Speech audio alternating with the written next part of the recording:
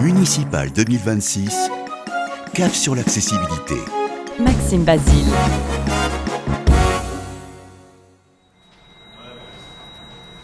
Bonsoir, très heureux de vous retrouver pour ce nouvel épisode de Cap sur l'accessibilité, de retour à l'Assemblée nationale où, après avoir rempli les formalités d'usage, je me dirige vers mon lieu de rendez-vous avec le député Sébastien Pétavy pour reprendre le fil de notre conversation. Je longe la grande cour Montesquieu.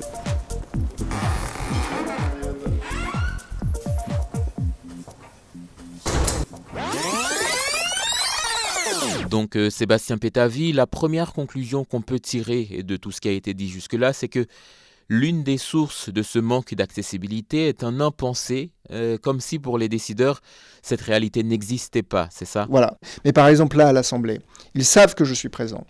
En bas de l'ascenseur, pour accéder à l'hémicycle, ils ont installé une porte coupe-feu. La porte coupe-feu est tellement lourde que quelqu'un en fauteuil roulant ne peut pas l'ouvrir. Alors moi, j'arrive à l'ouvrir parce que je suis plutôt jeune, plutôt sportif et je suis paraplégique, mais quelqu'un de tétraplégique ne pourrait pas l'ouvrir. Elle a été installée il y a 6 mois. Donc vous voyez là-dedans, ils le savent, mais la question des normes de sécurité incendie a été prioritaire à la question de l'accès. Et ils n'ont pas pensé. Et ils m'ont dit, mais en fait, on n'a pas de système d'ouverture automatique dans les offres de marché public. Voilà. Et on se retrouve là aujourd'hui, parce qu'on n'a pas pensé à l'accessibilité universelle. Et puis, dans les cahiers de commande, ils n'ont pas ce système de porte. Et là, ça ne va pas. Est-ce qu'ils vous en ont parlé au moment de l'installation de cette porte, même avant ? Absolument pas. J'ai dû faire un courrier quand j'ai découvert l'installation de la porte. Et ensuite, alors c'était un truc assez cocasse pour la petite anecdote. Là, c'était quand ? Peut-être en novembre ou décembre. Ils ont installé dans plusieurs endroits à l'Assemblée pour promouvoir les 20 ans de la loi de 2005. Donc quand il y a des ergots pour les malvoyants devant les marches, ou enfin voilà, ils ont mis plusieurs endroits. Ici, pour répondre à la loi du 11 février 2005, nous avons installé tel truc. Et ils ont installé ça parce qu'il y a des marches et ils ont installé les plots pour installer les marches devant la porte. Alors quand j'ai vu ça, je dis mais ils se foutent de notre figure, quoi. Donc je suis allé dans mon bureau. Avec mon équipe, on a imprimé, on respecte la loi ici en pointant l'escalier, mais pas là en pointant la porte. Et donc là, les services techniques ont arraché la feuille, on l'a réimprimée, on l'a remis, et ils ont enlevé le panneau parce qu'ils ont compris que c'était absolument pas adapté, et ensuite on l'a collé sur la porte. Et donc là, ils nous ont contactés pour nous dire, on va faire le nécessaire, on trouve une solution, et en fait, leur solution, c'est de laisser la porte ouverte, et que s'il y a un incendie, elle se débloquera et se fermera, et puis voilà. Mais enfin, ça, ils l'ont pas pensé, et 2, ils n'ont pas trouvé une autre solution que ça. Et là, on voit qu'on est très très loin du compte, en sachant qu'ils ont installé ça en 2025, en sachant qu'ils ont un député en fauteuil roulant qui doit passer par cette porte-là à chaque fois qu'il va à son bureau. Mais vous, par ailleurs, concernant le fait que vous soyez, ça vous dérange, ça vous gêne un peu d'être à côté des ministres, à côté des membres du gouvernement quand il y a des questions au gouvernement ? Absolument pas. Bon, c'est l'occasion de discuter avec eux et quand on a des choses à demander, bon, ils sont à proximité et puis c'est pas mal. Ça permet pour certains de les taquiner un petit peu aussi, voilà.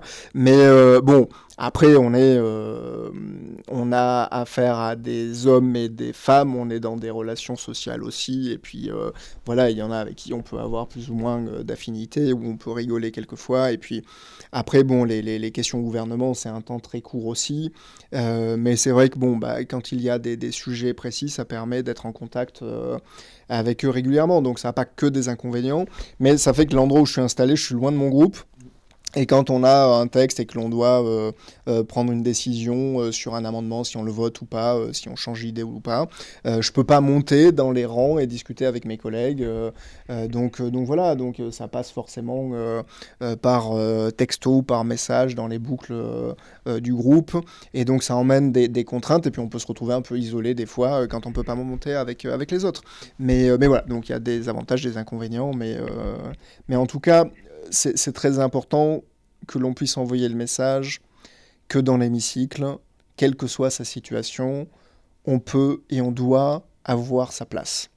Ça a été le cas là pour moi avec mon fauteuil roulant, mais je trouve qu'on est très très loin du compte pour des personnes malvoyantes, Parce que par exemple, il y a un député RN qui est malvoyant, mais il prend très rarement la parole. Et en fait, je ne sais pas si c'est parce qu'il n'a pas de choses à dire, ou enfin voilà, si c'est son tempérament, ou s'il y a des problèmes techniques pour suivre les amendements, pour prendre la parole et tout ça. Et en fait, je ne sais pas du tout comment les choses sont mises en place. Si on avait quelqu'un de sourd ou de malentendant, je ne vois pas aujourd'hui, puisqu'il n'y a pas de boucle magnétique, je ne vois pas comment la personne pourrait suivre les débats. Il n'y a personne et il n'y a pas d'emplacement prévu pour de la LSF. Il n'y a pas d'écran avec de la vélotypie et de l'audiodescription. Enfin, toutes ces choses-là en fait, n'existent pas aujourd'hui. Donc en fait, on a avancé, mais on est encore loin du compte dans la maison du peuple et l'endroit où on écrit la loi et qui devrait être accessible et un symbole pour toutes et tous. Est-ce qu'il y a des choses qui ont été faites depuis votre arrivée? Qu'est-ce qui a été fait pour aider plus ou moins à rendre ce lieu plus accessible aux personnes en situation de handicap? On a supprimé le vote assis levé, qui était une absurdité totale, où dans certaines conditions, il fallait se lever pour voter. Donc là, vous comprenez bien que pour moi, c'était quelque chose qui était complètement... et symboliquement, parce qu'on peut voter autrement en levant le bras, mais c'est quand même quelque chose de particulièrement violent, d'envoyer l'image et de demander à quelqu'un qui ne peut pas se lever de faire un vote assis levé.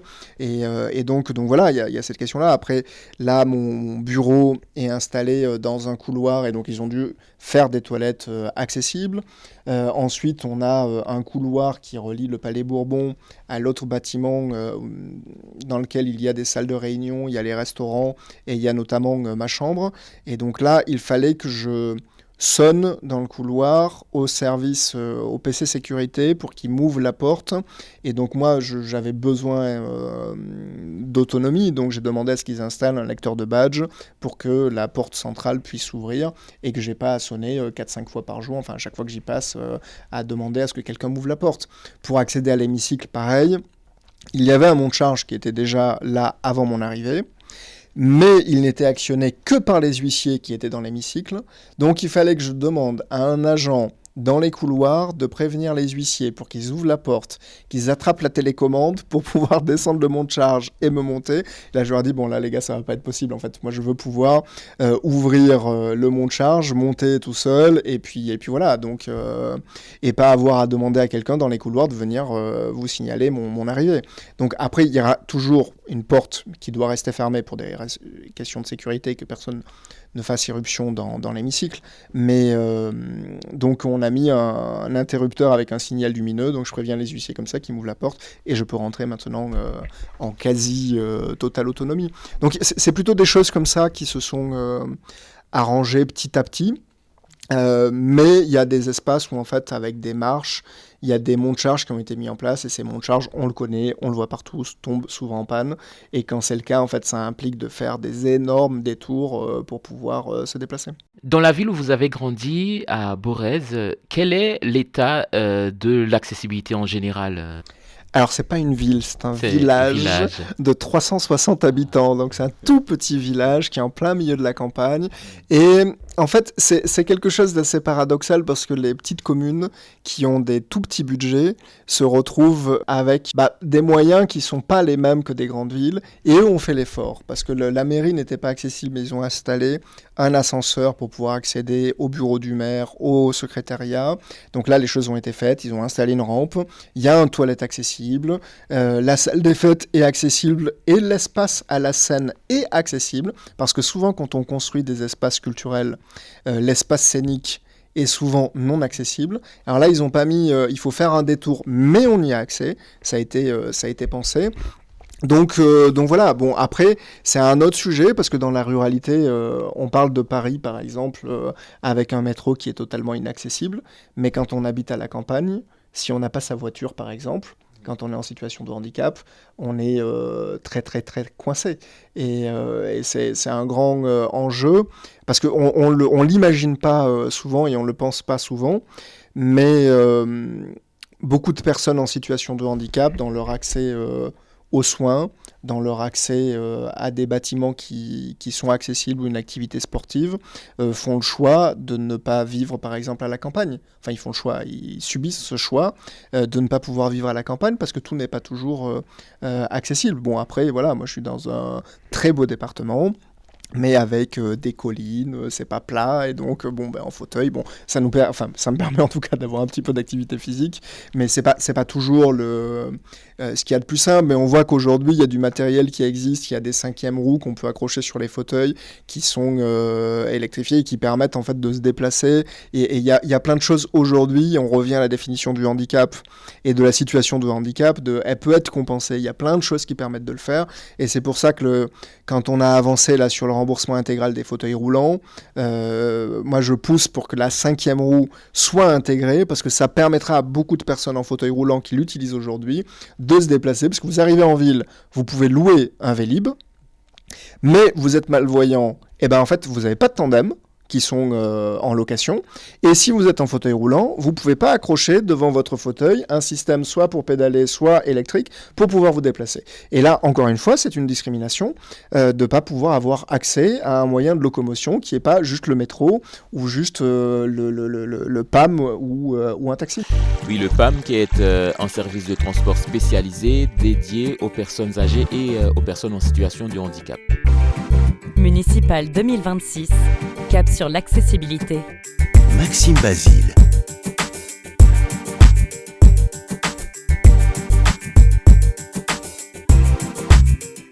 La question que beaucoup de gens se posent en vous voyant, enfin en tout cas que moi je me pose, est-ce que la politique est accessible aux personnes en situation de handicap ? Vous en avez un peu parlé tout à l'heure, mais comment on s'intègre dans cette arène qu'est la politique ?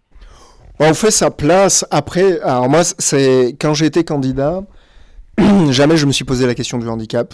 Jamais j'ai voulu faire du handicap un sujet. C'est quelque chose qui m'a rattrapé. Maintenant, j'en suis la démonstration, ça peut se faire. 2, quand on regarde les chiffres, j'en reviens aux chiffres que j'ai utilisés tout à l'heure, mais 16% de la population qui est en situation de handicap, et 0,1% d'élus sont en situation de handicap. Donc on voit que l'on a un gap énorme là-dedans, et un manque de représentativité énorme, considérable.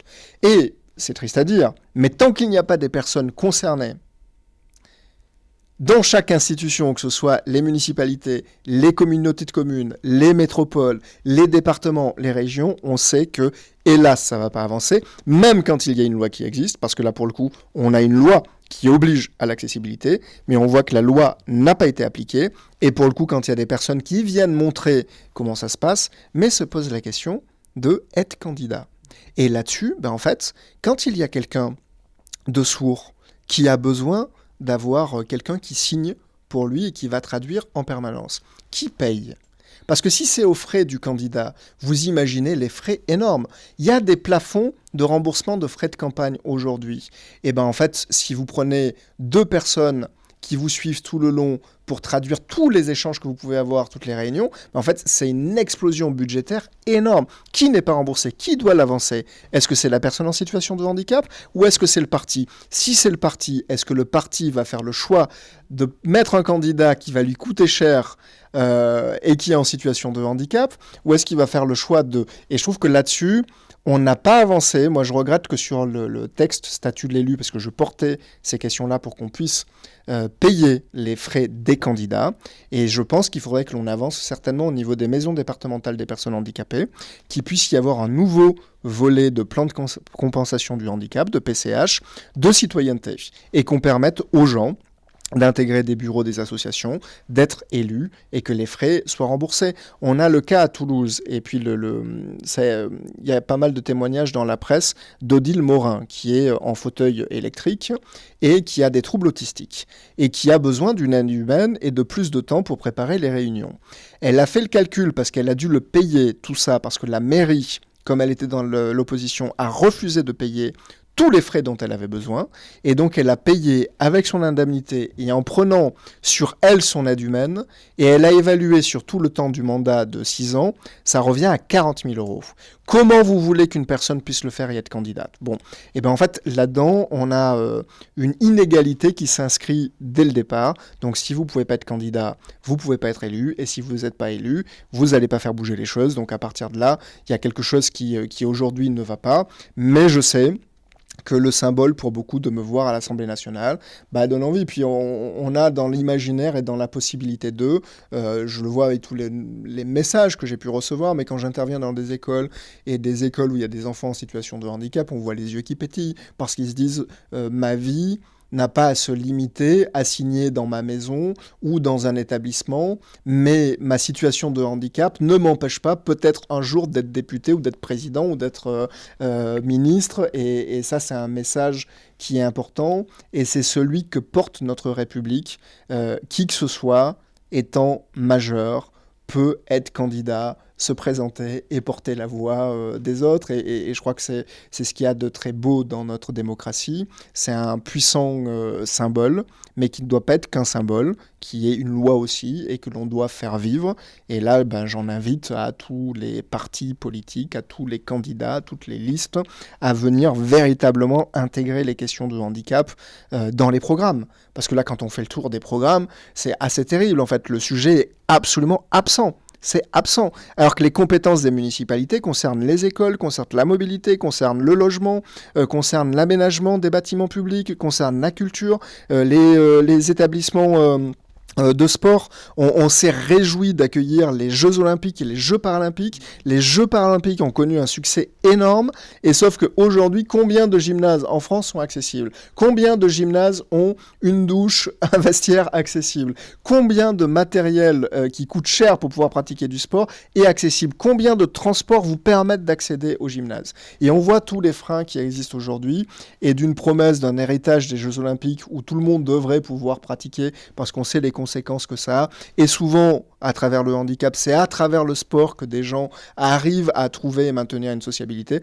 Comment ils peuvent le faire ? Moi, j'habite dans un endroit en Dordogne où il n'y a pas de club de sport qui existe véritablement, en sport co. Et donc, ça fait que je suis obligé de faire 1 heure ou 1 heure et quart de route, donc d'avoir une voiture avec tout le coût que ça a pour pouvoir faire. Par exemple, quand j'ai fait du rugby fauteuil, je devais faire 1 heure de route 2 fois par semaine, et puis aller-retour, et plus les week-ends. Et puis voilà, donc on voit de suite comment ça vient compliquer les choses, quoi. Eh bien, justement, pour finir, quelle est la suite de votre carrière politique ? Est-ce que vous y avez déjà pensé ?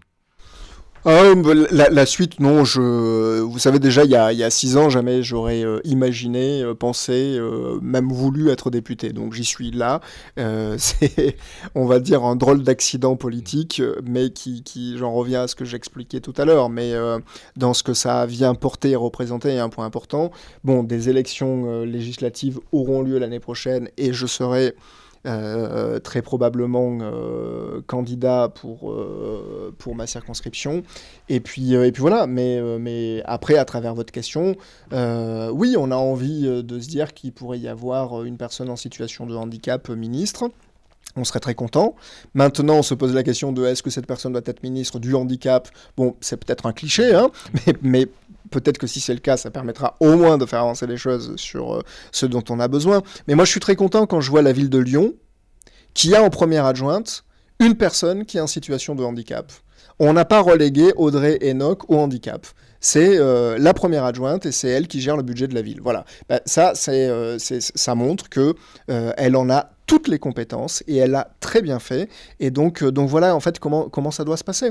Et après, en fait, il y a les élections présidentielles qui arrivent. Bon, quand on voit l'état de l'Élysée au niveau accessibilité, je pense qu'il y aurait quelques petits soucis techniques aussi, mais ça serait un puissant symbole aussi.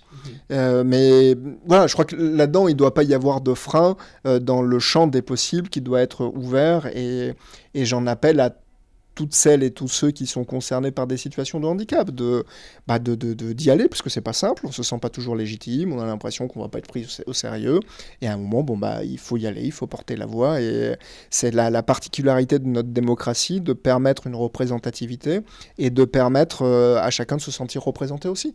Et il faut emmener cette diversité, on a besoin des gens de tout âge, on a besoin d'hommes, de femmes, on a besoin d'enfants, parce qu'on voit qu'il y a des endroits où il y a les parlements des enfants, et en fait on a besoin de penser à un monde à hauteur d'enfants aussi, donc voilà, et c'est, parce que c'est vrai qu'aujourd'hui, quand on regarde le profil et la moyenne d'âge dans les conseils municipaux, on a beaucoup de personnes qui sont retraitées parce qu'ils ont plus de temps à y consacrer, et doit se poser la question de comment on permet à des personnes actives qui travaillent, qui sont parents, de pouvoir y être quand même, comment on pense à la garde d'enfants, et donc là le texte qui a été adopté sur le statut de l'élu permet ça. Il faut avancer en fait, il faut que l'on avance. C'est important que l'on ait cette diversité et qu'on se sente représenté. Parce que moi quand j'entends le nombre de personnes aujourd'hui qui disent mais vous foutez rien en parlant des élus, je me sens pas représenté par vous ou vous servez à rien, en fait il y a quelque chose qui là, n'est pas juste, ne représente pas la réalité. Et peut-être qu'elle vient aussi dire que certaines personnes ne s'y sentent pas représentées dans la diversité dont on a besoin. Et donc, j'insiste là-dessus, mais on a des élections qui arrivent et donc il faut y aller. À bon entendeur, salut, merci monsieur le député de m'avoir reçu, merci beaucoup. Merci. Je vous remercie de nous avoir écoutés, nous nous retrouvons lundi à Évry-Courcouronnes dans la région parisienne. Retrouvez ce podcast sur toutes les plateformes et abonnez-vous pour ne rien y manquer.